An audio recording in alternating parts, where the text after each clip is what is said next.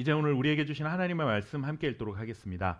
우리에게 주신 하나님의 말씀은 마가복음 10장 51절부터 52절 말씀입니다. 우리 준비하신 성경책이랑 화면의 자막을 보시고 한 목소리로 읽겠습니다. 예수께서 시작. 예수께서 말씀하여 이르시되 내게 무엇을 하여 주기를 원하느냐. 맹인이 이르되 선생님이여 보기를 원하나이다. 예수께서 이르시되 가라 내 믿음이 너를 구원하였느니라 하시니 그가 곧 보게 되어 예수를 길에서 따르니라. 아멘. 우리가 잘 알고 있는 작곡가 중에 이 베토벤이라고 하는 음악가가 있죠. 뭐 한 번도 사실 만나본 적은 없지만 워낙 유명한 사람이기 때문에 우리가 베토벤에 대해서는 잘 알고 있습니다. 그런데 이 베토벤은 사실 소리를 들을 수 없는 청각 장애인이었다고 합니다. 뭐 처음부터 그랬던 것은 아니고 음악을 하는 중에 귀가 들리지 않았다고 하죠. 곡을 쓰고 지휘를 해야 하는 사람 입장에서 이 청각 장애를 갖는다라는 것은 불편하거나 아니면 불리한 조건 정도가 아니라 사실 어쩌면 음악을 할 수 있는 불가능한 어떤 그런 장애를 가지고 있는 그런 굉장히 어려운 상황이었습니다. 특히 9번째 교향곡을 발표할 때에는 그가 이미 아무것도 들을 수 없는 상태가 되었다라고 하죠. 근데 그런 치명적인 장애를 가지고도 그는 9번째 교향곡을 발표하기 위해 이렇게 또 사람들에게 홍보를 하고 발표회를 하게 되었습니다. 이제 베토벤의 귀가 들리지 않는다는 사실을 안 이 함께 연주해야 될 연주자들이 이제 베토벤의 앞에서 수군거리기 시작했다고 합니다. 그것은 뭐냐면 사실 지휘자의 그 지휘봉에 따라서 연주를 하는 것인데 지휘자가 그 연주를 들을 수 없다라는 사실을 알았을 때 연주자들이 과연 그 지휘자를 신뢰할 수가 있었을까요?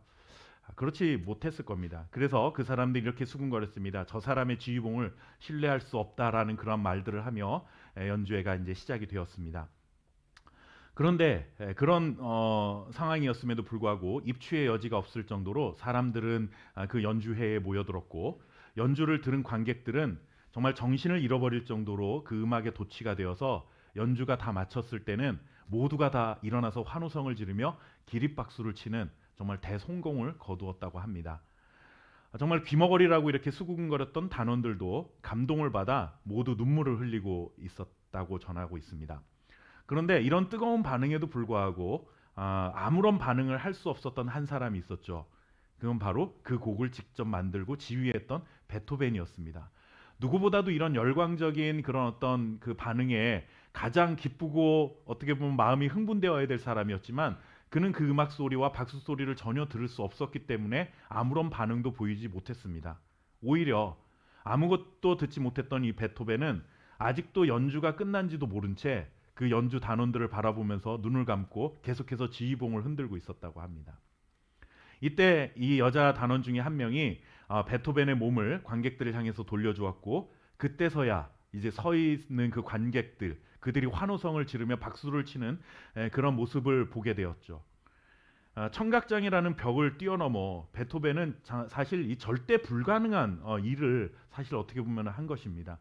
그렇기 때문에 그는 음악의 천재라고 그렇게 알려져 있고 우리도 그런 베토벤을 기억하고 살아갑니다.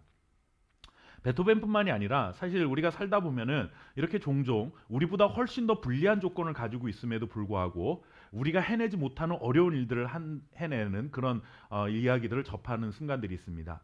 그런 이야기들을 할 때 우리 굉장히 큰 감동을 받죠. 정말 어떻게 이럴 수 있을까? 그런데 한편으로는 또 우리 자신이 부끄러워지기도 합니다. 나는 그 사람보다 훨씬 더 나은 조건을 가지고 있는데 왜 하지 못할까라고 하는 스스로에게 어떤 부끄러운 생각을 갖게 되기도 하는 것이죠. 이렇게 뭔가 불리한 조건 아니면은 불리한 상황에서 그런 대단한 성공을 이루게 되면 우리에게 큰 감동과 또 우리의 마음속에 내 스스로를 돌아보게 만드는 그런 부끄러움을 전해주는 이야기들은 종종 사회 속에서 우리가 들어보게 됩니다. 그런데 오늘 이런 영화 같은 인간 승리의 이야기가 그리고 또 우리에게 감동을 주는 이야기가 또 한 명의 주인공이 성경 속에 나타나 있습니다. 그러니까 누군가 하면 그는 여리고라는 지역에서 구걸하며 살아가는 거지였습니다. 사실 성경에는 여러 믿음의 사람들의 그 인물 그 이름들이 기록이 되었는데 사실 그렇게 중요하지 않을 때는 이름을 기록하고 있지 않습니다. 대부분이 다 뭔가 사회적인 지위를 좀 가지고 있는 사람들이거나 아니면은 뭔가 좀 영향력이 있었던 그런 사건의 그것과 관련된 사람들은 이름을 기록하지만 어떤 경우에는 성경의 저자들이 그런 이렇게 이름을 기록하지 않고 그냥 어떤 사람 뭐 이렇게 기록을 하는 것이 대부분이죠. 그런데 여리고라는 지역에서 구걸하며 살아가는 거지였다라고 소개를 하는데 더군다나 그는 앞을 볼 수 없었던 시각 장애인이었습니다. 그런데 이 사람의 이름이 기록이 되고 있습니다. 바디메오라는 사람이죠. 아마 교회를 다니셨다면 한두 번쯤은 다 들어보셨을 만한 이름이고, 그리고 뭐 또 예전에 요즘은 교회에서 이렇게 막 우리 학생들도 뭐 이렇게 성탄절 밤이나 이럴 때 모여가지고 뭐 이렇게 성극 같은 거 거의 안 하는 분위기가 되어버렸는데 예전에 우리 이렇게 교회를 다녔을 때는 그렇게 성극하거나 그러면은 이렇게 주인공으로 등장했던 그런 사람이기도 하죠. 바디메오라는 시각 장애인 거지였습니다. 사실 인간적으로는 아무런 주목을 받을 만한 조건이 없는 그런 사람이었죠. 그런데 이 사람이 예수님으로부터 오늘 놀라운 선언을 받습니다. 너가 믿음이 있는 자다. 그리고 그 믿음 때문에 너는 구원을 받았다라는 이 놀라운 선언을 받게 됩니다. 오늘 본문에 기록되고 있는 사건의 줄거리는 이렇습니다. 예수님과 제자들이 그리고 그를 따르던 무리들이 여리고라는 지역을 지나가고 있었습니다. 그런데 그 예수님께서 지나가신다는 말을 들은 이 바디메오가 예수님 앞에 나타나서는 소리를 지르기 시작하죠. 뭐라고 소리 지르냐면 다윗의 자손 예수여 나를 불쌍히 여기소서라며 소리를 지릅니다. 그러자 많은 사람들이 그에게 조용히 하라고 그럽니다. 너 조용히 해. 좀 시끄럽다. 소란스럽다 이거죠. 이거 옛날에 그렇게 시골에 장 서면은 약장수들이 자기가 파는 약 팔면서 애들은 가라 뭐 하면서 이렇게 했던 것처럼 이게 좀 뭐 그 당시에 사회적으로 이렇게 주목받지 못했던 이게 거지가 와가지고 예수님이 왔다고 그 앞에서 소리를 지르니까 사람들이 별로 기분이 안 좋은 거죠. 너 같은 애는 좀 조용히 하고 좀 한편으로 좀 찌그러져 있어. 좀 그런 표현인 것입니다. 하지만 바디메오는 그런 것에 아랑곳하지 않고 계속해서 더 크게 소리 지릅니다. 다윗의 자손 예수여 나를 불쌍히 여겨주옵소서라고 그렇게 더 크게 소리 지릅니다. 계속해서 바디메오를 향해 사람들은 조용히 하라고 꾸짖고 타박했지만 유독 그 중에 한 사람만이 그 바디메오의 외치는 소리에 관심을 가졌습니다. 그가 누군가 하면 바로 예수님이셨습니다. 예수님은 그렇게 소란을 피우는 바디메오의 소리를 들으시고 잠시 발걸음을 멈추시고 제자들에게 그 사람을 나에게 데려오라라고 말씀을 하시죠. 그러면서 예수님은 그에게 묻습니다. 내가 너한테 뭘 해줬으면 좋겠느냐라고 묻습니다. 예수님의 이 질문을 기다렸다는 듯이 바디메오는 한치의 망설임도 없이 뭐라고 얘기해요? 나를 보게 해주십시오라고 얘기합니다. 이 당연한 것 아니겠습니까? 평생을 앞을 보지 못했던 이 청각장애인에게 당신에게 딱 한 가지 소원만 내가 들어주겠다 한다면 모든 것을 다 들어줄 수 있다라고 한다면 그 한 가지 소원 뭘 구하겠습니까? 내가 지금 거지로 살아가니까 나한테 좀 먹을 빵 좀 주세요. 여러분 이게 아니라 내가 이제 빵을 구걸하지 않아도 될 만큼 내가 지금 가지고 있는 이 장애, 내가 가지고 있는 근본적인 문제를 해결시켜 달라고 하는 것이 지혜로운 것이죠. 그리고 모든 사람들이 아마 대부분의 상식을 가지고 있는 사람들이라면 나한테 한 끼 먹을 밥값 좀 주세요. 이렇게 이야기하는 것이 아니라 내가 평생 이제 빌어먹지 않아도 될 나의 근본적인 문제를 해결해 달라고 아마 요청을 할 것입니다. 마찬가지입니다. 바디메오도 보게 해주십시오라고 얘기합니다. 눈을 뜨게 해달라는 이 예수님 요청에 예수님께서는 정말 그의 눈을 뜨게 해주셨습니다. 이게 오늘 사건의 전부입니다. 그런데 여기서 조금 이해가 되지 않는 점 한 가지가 있습니다. 그게 뭔가 하면 우리가 읽었던 말씀 다시 한번 좀 읽어보도록 하겠습니다. 마가복음 10장 52절 말씀입니다. 예수께서 이르시되 시작 예수께서 이르시되 가라 내 믿음이 너를 구원하였느니라 하시니 그가 곧 보게 되어 예수를 길에서 따르니라.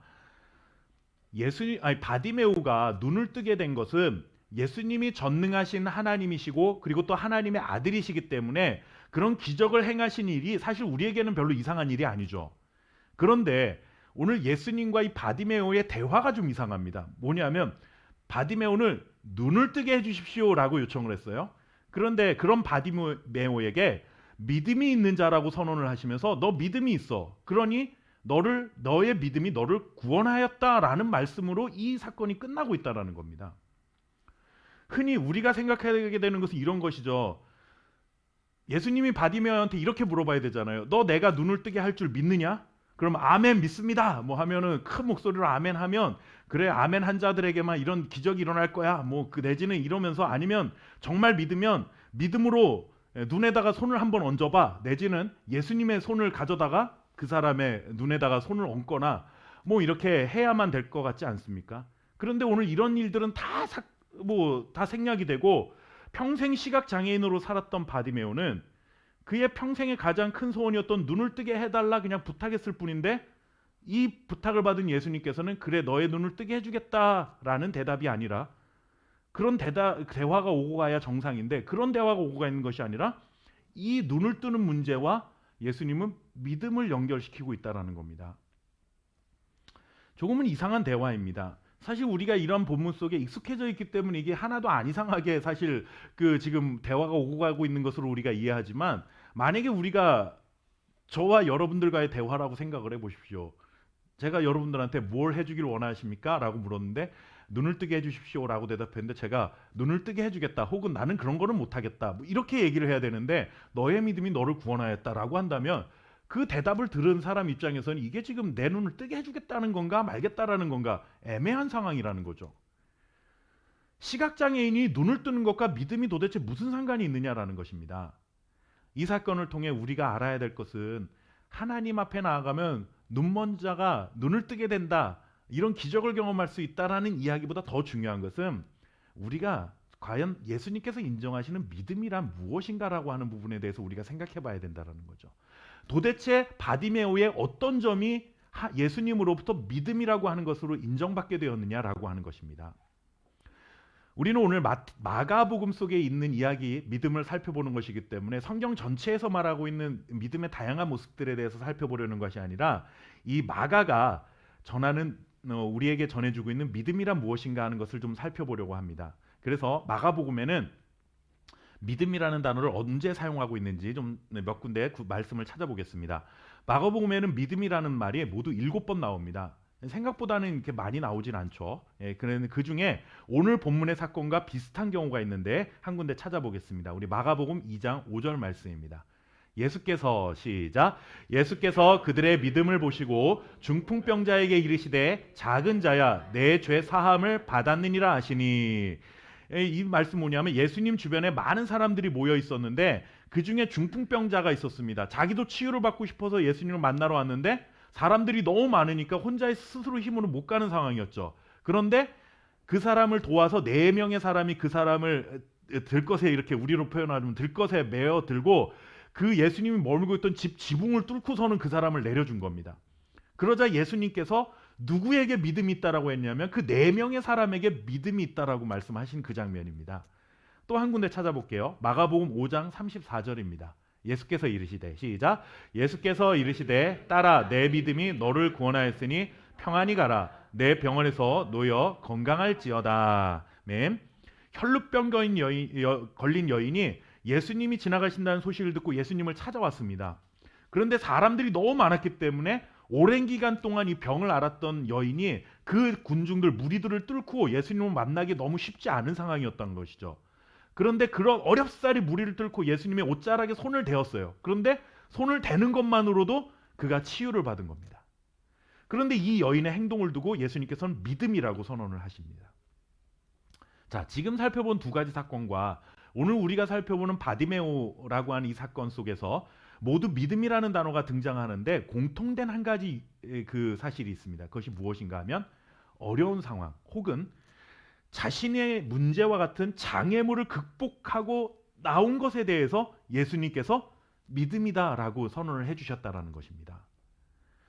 중풍병자나 혈루병 걸린 여인이 두 사람 모두에게는 건강의 연약함이라고 하는 연약함이 있었고 약점이었죠. 이게 자신들의 장애물이었습니다. 그리고 또 모여 있었던 많은 사람들이 그를 가로막는 장애물이었습니다.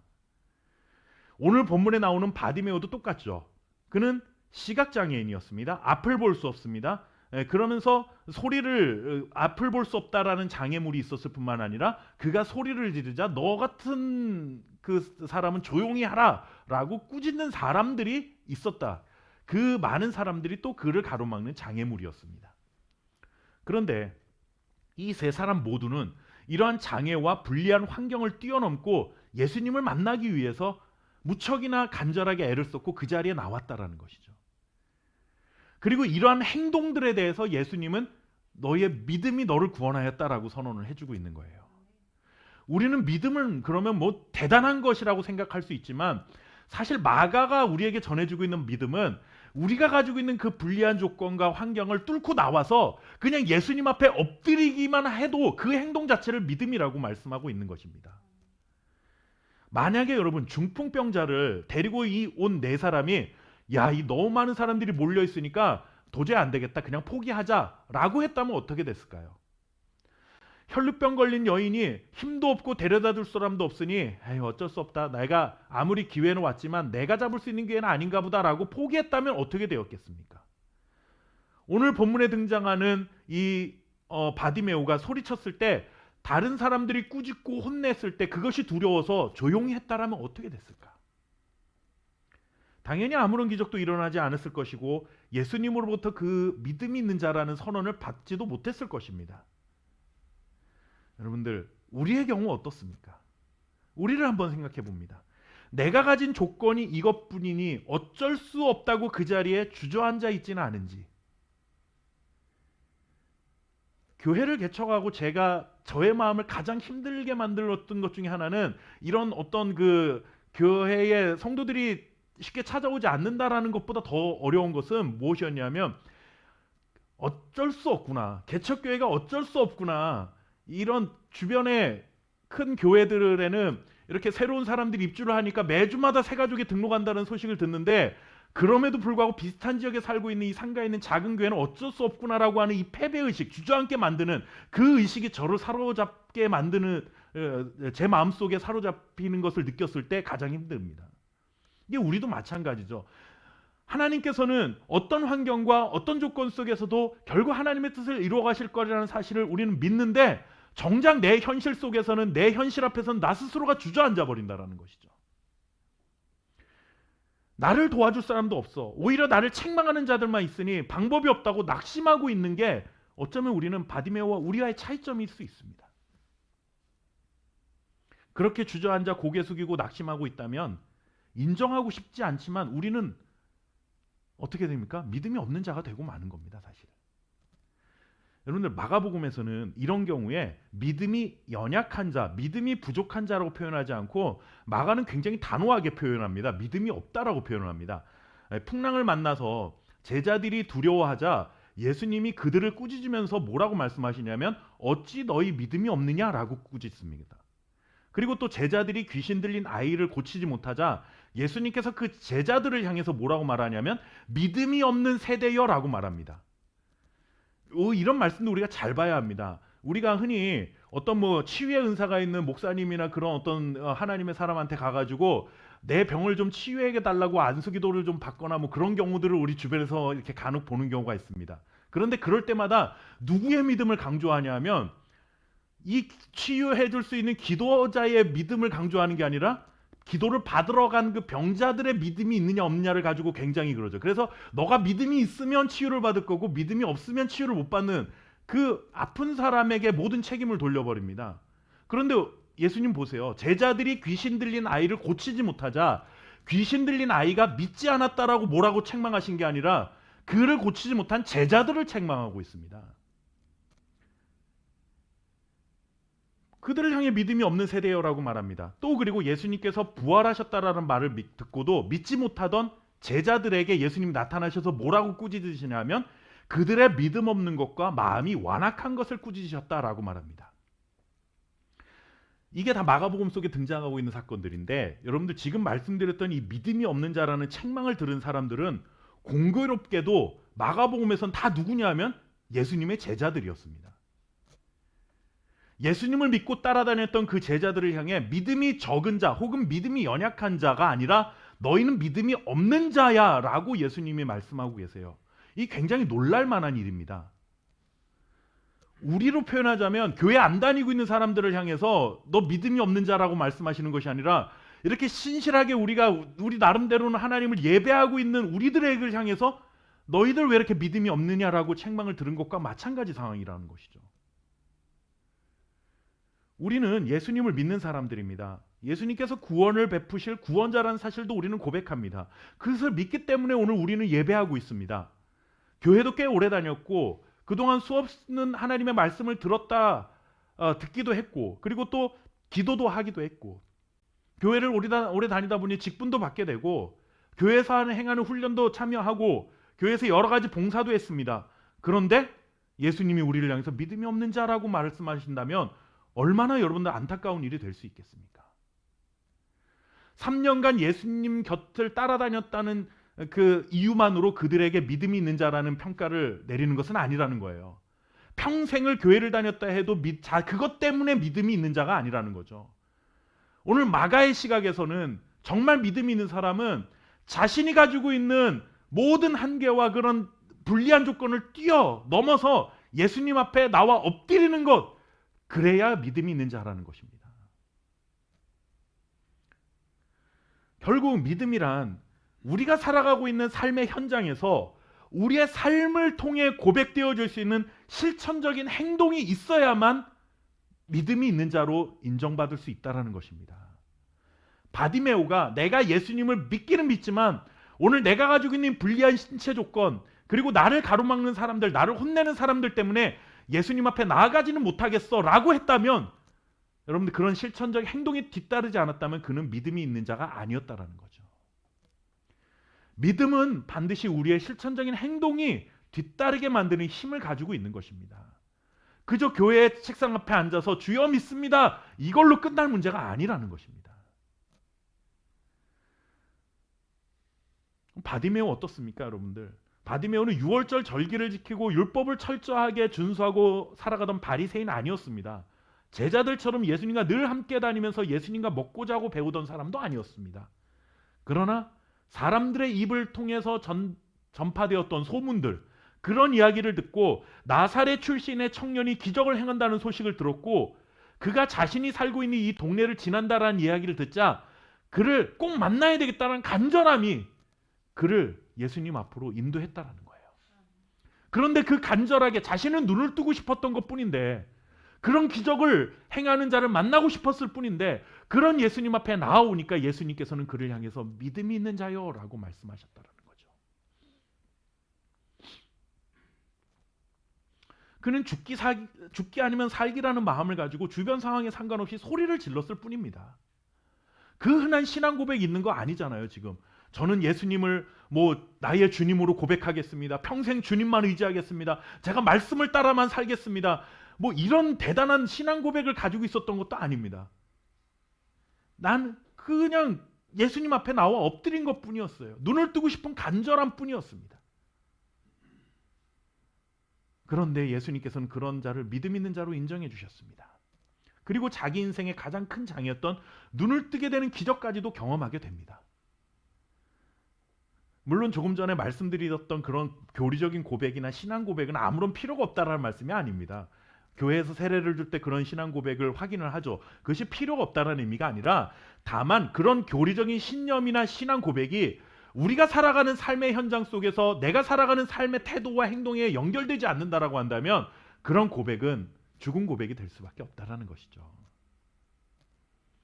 이렇게 놀라운 기적과 변화를 경험한 바디메오는 이제 삶의 새로운 방향으로 인생의 방향이 수정이 됩니다. 예수를 따르는 자로 인생의 방향을 수정합니다. 본문 52절 하반절 말씀에 이렇게 기록을 하고 있어요. 그가 곧 보게 되어 예수를 길에서 따르니라 라고 고백을 합니다. 여러분들 마가복음은 특별히 이 따른다라고, 길에서 따른다라고 하는 이 표현을 자주 사용하는데, 언제 사용했냐 하면 자신을 가로막는 장애물을 극복하는 믿음을 가지고 예수님을 따르겠습니다 라는 그러한 고백을 하는 사람들을 예수님의 진정한 제자로 인정하고 있는 그러한 표현들로 사용하고 있습니다. 그래서 그냥 따라다닌다 이런 표현이 아니라, 그런 따르던 무리들이다 이런 표현이 아니라, 예수님을 따랐다라는 이 표현은 적어도 마가복음 속에서는 이제 예수님의 제자처럼 사는구나 라는 의미가 담겨 있다라는 겁니다. 시각장애인이었던 바디메오는 육체의 눈만 떴을 뿐만 아니라 육체의 눈을 뜨는 순간 영적인 눈이 띄어진 것이죠. 예수님이 하나님의 아들이심을 분명하게 알게 된 것입니다. 그래서 이제는 내 먹을 것, 내 입을 것을 위해서만 살지 않고 예수님을 따르는 제자로 살겠습니다라는 고백이 곧바로 이어지게 된 것입니다. 참으로 놀라운 일이 아닐 수 없죠. 길거리에서 한평생 구걸하며 살았던 자가 하루아침에 눈을 뜨고 세상을 보게 되었을 뿐만이 아니라 예수님의 제자로 거듭나게 되는 일이 벌어지게 되었으니 얼마나 놀라운 일입니까? 그런데 여러분들, 이 본문 속에는 마가복음 10장에는 또 한 명의 사람이 등장을 합니다. 그 사람은 바디메오와는 비교도 안 되는 사람이 등장을 하는데, 그 사람은 재물이 많은 청년이라고 기록을 합니다. 오히려 성경은 이런 사람들을 성경에 이름을 기록해주고 있는 것이 아니라 아무도 주목하지 않는 바디메오와 같은 사람의 이름은 기록하고 있고, 이 청년은 그냥 재물 많은 청년이라고만 기록을 합니다. 어려서부터 율법을 굉장히 철저히 지켰던 또 굉장한 신앙인이기도 했습니다. 이 청년은 영생을 얻는 방법을 묻기 위해서 예수님께 나왔습니다. 예수님께 나와서 어떻게 하면 영생을 얻을 수 있습니까? 라고 묻자 예수님께서는 뭐라고 대답하시냐면, 십경에 나온 말씀들을, 율법을 말하면서 이것들을 잘 지키면 너가 영생을 얻을 수 있게 될 거야 라고 예수님 말씀해 주십니다. 그러자 청년이 뭐라고 대답을 하냐면, 저는 어려서부터 이 모든 말씀들을 잘 지켜왔습니다 라고 말합니다. 그렇다고 한다면 사실 이 청년은 영생을 얻을 방법이 정말 궁금해서 예수님 앞에 나온 게 아니라 자신이 율법을 어려서부터 잘 지켰다라는 것을 예수님 앞에 은근히 자랑하고 싶었던 마음이 그의 마음속에 있었던 것이죠. 확인받고 싶었던 겁니다. 다 지켰습니다 라고 떳떳하게 얘기했겠죠. 그런데 예수님께서 그를 향해서 이렇게 얘기합니다.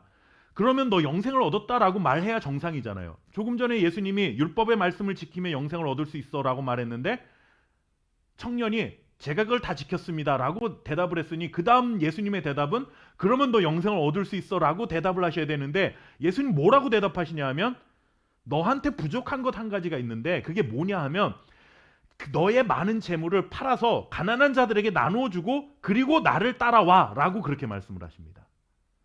그러자 이 청년이 보인 반응이 뭔지 아십니까? 우리 함께 마가복음 10장 22절 말씀 같이 읽어보겠습니다. 그 사람은, 시작, 그 사람은 재물이 많은 고로 이 말씀으로 인하여 슬픈 기색을 띠고 근심하며 가니라. 아멘. 여러분들, 아까 바디메오와 너무 차이가 나죠. 예수님을 길에서 따르니라 바디메오의 설명이었습니다. 그런데 이 청년은 예수님한테 나왔는데 예수님이 너가 가지고 있던 재물을 다 가난한 자들에게 나눠주고 나를 따르라 라고 말씀했어요. 내 제자가 되라 라고 말씀했어요. 근데 이 청년이 뭐라고 이야기합니까? 내가 재물이 많기 때문에 근심을 하면서 슬픈 기색을 띠고 자기 갈 길을 다시 가기 시작했다라는 겁니다. 예수님을 따르지 못했습니다.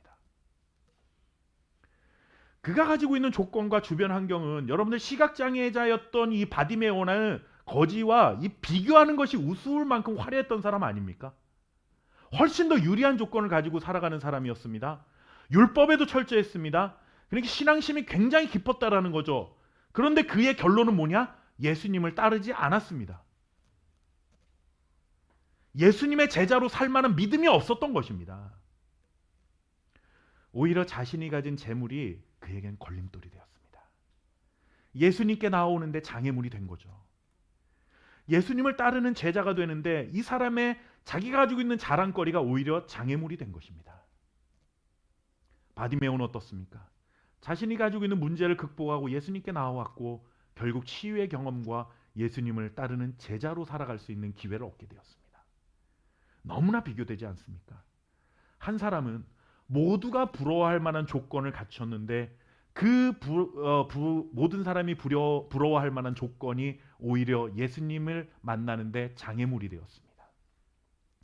그런데 한 사람은 누구나 불쌍히 여길 만한 그런 장애가 있었음에도 불구하고 오히려 그것을 극복하고 나와서 예수님을 만나게 되었습니다. 마가복음 10장 31절에는 이런 말씀이 기록되어 있습니다. 먼저 된 자로서 나중되고 나중된 자로서 먼저 될 자가 많으니라. 우리가 잘 아는 말씀이 여기에 기록이 되어 있습니다. 이것이 마가복음 10장 31절에 기록이 되어 있습니다. 왜 제가 마가복음 10장 31절이라는 걸 강조할까요? 마가복음 10장에는 한 부자 청년도 나오고 거지 바디메오도 나옵니다.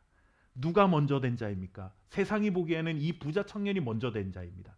그러나 그는 그 가진 것 때문에 먼저 된 자가 되지 못했습니다. 바디메오는 가진 것이 없는 나중된 자였지만 결국 자신의 장애를 극복하고 예수님을 만남으로 인해서 나중된 자가 먼저 된 것이죠. 이런 역전의 현상이 일어난 겁니다. 이 마가복음 10장 안에는 이 말씀이 실질적으로 적용되어서 나타나고 있는 겁니다. 우리의 삶을 한번 생각해 보십시오.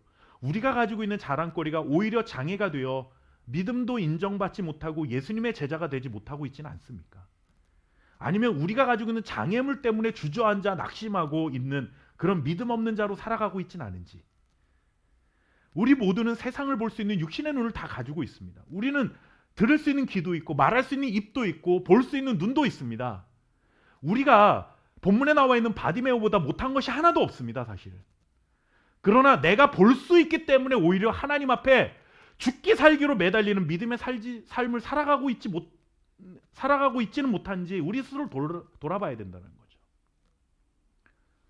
어쩌면 우리가 좀 불행한 것일 수 있지만 보지 못하는 눈을 가졌다면 그것 때문에 하나님 앞에 더 간절하게 매달리지 않았을까 하는 생각도 해보는 것입니다. 겉으로 볼 때 아무런 문제가 없어 보이니 오히려 미지근한 태도를 보이고 있지 않은가라는 생각을 해봅니다. 여러분들, 적게 가진 것보다 많이 가진 것을 성공이라 여기는 세대 속에 우린 세상 속에 살아갑니다. 모두가 작은 것보다는 큰 것을 원합니다. 적은 것보다 많은 것을 좋아합니다. 없는 것보다는 있는 것을 부러워하고 꿈꾸고 살아갑니다. 교회도 다르지 않습니다. 이왕이면 크고 세련된 교회 건물, 편안한 시설, 많은 사람들, 좋은 주차장, 이런 것들 하나님의 축복, 부흥이라는 말로 포장해 놓고는 목회의 성공을 꿈꾸는 사람들 참 많습니다. 저라고 그러지 말라는 법도 없겠죠. 그러나 여러분들, 오늘 말씀을 통해서 우리는 우리 스스로를 정말 잘 추스려야 합니다. 없는 것이 아니라 있는 것이 오히려 장애물이 될 수 있습니다. 불리한 조건은 주님의 은혜를 더 절박하고 간절하게 찾을 수 있는 기회가 될 수 있습니다. 제가 규모가 굉장히 제법 큰 교회에서 부교육자로 사역을 하면서 교역자로 살 때와 지금 개척교회의 이 담임 목사로 살아가면서 제가 느끼는 간절함이 솔직히 다릅니다. 이건 제가 모든 인간으로서 인정할 수밖에 없어요. 뭐 큰 교회에서 부교육자 할 때는 뭐 영혼을 사랑하는 마음이 없었다거나 복음에 대한 열정이 없었다라는 뜻이 아니라 다 있었죠. 그게 있기 때문에 교육자로 살죠. 그러나 여러분들, 정말 1000명, 2000명 되는 교회에서 새 가족 한 명이 오는 것과 가족들끼리 앉아 있는데 누군가 교회 문을 열고 들어와 가지고 예배를 드리겠다고 이 자리에 찾아 앉아 오는 때의 그 심정이 다르다라는 거예요. 영혼을 사랑하는 마음이 더 커졌다라는 것보다는 제가 체감하는 그 간절함이 훨씬 더 다르다라는 겁니다. 1년 6개월 정도, 1년 6개월 가까이 저는 저희 가족들 몇 명과 예배를 했습니다. 상가에서 7층에서 이 엘리베이터 소리가 땡 하고서 멈추는 소리가 여기라도 들리면 혹시 우리 교회에 오는 사람이 누가 있는 것이 아닐까라는 마음으로 문 밖을 이렇게 쳐다보고 싶은 마음이 여러분들 있어요. 그런데 제가 부교육자로 사역했던 그 교회는 그 교회 건물 안에 엘리베이터가 있어요. 아무리 땡땡거려도요, 별로 뭐 누가 왔나 보다 그냥 별로 신경도 안 써요. 그거는 뭐 제가 오해하지 마십시오. 거기에 있는 교육자들이 영혼을 사랑하는 마음이 없다라는 뜻이 아니라 그렇게 많고 풍족한 것 때문에 우리는 그 소중하고 간절한 마음을 잃어버릴 수 있다라는 거죠. 저도 이제서야 그거를 깨달아가고 있습니다. 아, 정말 내 안에 정말로 살아야겠다는 이 절박한 간절함이 내 안에 사라져가고 있었구나. 여러분들, 우리는 교회를 오래 다니다 보니까 그런 간절함과 절박함들이 사라져버리는 거예요. 늘 하나님의 말씀을 나는 듣고 있다라는 그 풍요로움 때문에, 나는 언제든지 기도할 수 있다라고 하는 그 있는 것 때문에, 나는 언제든지 유튜브를 틀면 찬양 들을 수 있고 함께 부를 수 있다라는 이 풍요로움 때문에 오히려 하나님에 대한 절박하고 간절함이 사라져버리는 거죠. 한 일주일 굶은 사람이 한 끼 식사를 먹는 것과 매일 좋은 음식을 먹으면서 그 배를 불러왔던 사람이 한 끼를 먹는 것은, 여러분들, 똑같은 한 끼를 이 밥상 앞에 받아들어도 느껴지는 절박함이 다릅니다. 일주일을 굶은 사람은 내가 오늘 이거 못 먹으면 죽을지도 모른다는 심정으로 달려들지 않겠습니까? 하나님을 예배하는 우리의 마음속에 이런 절박함이 좀 있어야 된다고 저는 생각합니다. 우리는 그냥 뜨뜨미지근한 마음으로 이곳에 와가지고 그 부자 청년처럼 만나면 좋고 안 만나면 또 그만이다라는 식으로, 그러다가 내 마음에 안 들면 돌아서 가버리는 그런 부자 청년처럼 여러분들 신앙생활하고 있지 않은지 우리 스스로 한번 냉정하게 돌아봐야 된다는 거예요. 오늘 하나님의 은혜를 내가 경험하지 않으면, 정말 내가 오늘 하나님의 그 영혼의 양식을 내가 먹지 않으면 나는 죽을지도 모른다라는 그 절박한 심정, 내 평생에 또 언제 이런 기회가 있겠느냐라고 바디메오가 매달렸던 것처럼 그런 절박하고 간절함이 우리에게 있어야 된다는 거죠. 다윗의 자손 예수여 나를 불쌍히 여겨 주옵소서. 체면 같은 거 없었습니다. 이 바디메오에게 그저 자신의 눈을 떠야 한다는 절박한 간절함밖에는 없었던 것이죠. 시각장애인이 눈을 뜨면 지금까지 보지 못했던 세상을 보게 됩니다. 마찬가지로 주여 나를 불쌍히 여겨 주옵소서라는 간절한 마음으로 주님의 은혜를 구하고 살아가는 자들은 하나님 나라의 가치가 보이기 시작합니다. 없어도 풍요롭고 부족해도 풍요로운 하늘나라의 가치를 발견하고 살아가게 되는 겁니다. 그러니 예수님을 쫓아 살아갈 수 있는 것이죠. 예수님 안에 담겨있는 보배가 무엇인지를 깨닫게 되는 겁니다. 사랑하는 성도 여러분, 저는 우리가 얼마나 큰 교회가 되고 정말로 우리도 정말 그럴듯한 건물 언젠간 지을 수 있지 않을까, 이런 거 꿈꾸고 목회하지 않습니다. 물론 하나님께서 언젠가 우리에게 그런 기회를 주셔가지고 우리가 할 수 있는 역량이 될 수 있다면요, 그건 감사한 일이죠. 그러나 그것을 저의 목회의 목표로 삼지 않습니다. 저에게 오늘 이 말씀 앞에서 한 번 더 다짐하게 되는 것은, 우리가 없다고 해서 불편한 건 사실이지만, 불리한 것은 사실이지만, 그렇다고 해서 우리가 예수님 앞에서 여러분들 간절함까지도 갖지 못할 건 아니잖아요. 오히려 없기 때문에 더 간절해져야 하지 않겠습니까? 왜요? 예수님 안에 담겨있는 그 보배로운 가치를 발견할 수만 있다면, 그런 성도들과 함께 예배할 수 있다면 너무나 행복한 예배 시간이 되고 그런 교회가 될 수 있지 않을까 생각합니다. 여러분들, 우리가 가지고 있는 부족함, 연약함, 불리함은 하나님이 우리를 저주하신 결과가 아닙니다. 주님을 더욱 간절히 만날 수 있는 기회가 될 수 있습니다. 없는 것이 있는 것보다 복된 일이 되는 그런 하나님 나라의 가치를 바라보고 살아갈 수 있는 우리 함께교회 성도님들 되시기를 주님의 이름으로 축원합니다. 함께 기도하겠습니다. 살아계신 아버지 하나님, 오늘도 하나님의 말씀을 통하여 우리가 소중한 것들을 깨닫습니다. 우리는 없을 때 있게 해달라고 기도하는 것에 익숙한 사람들입니다.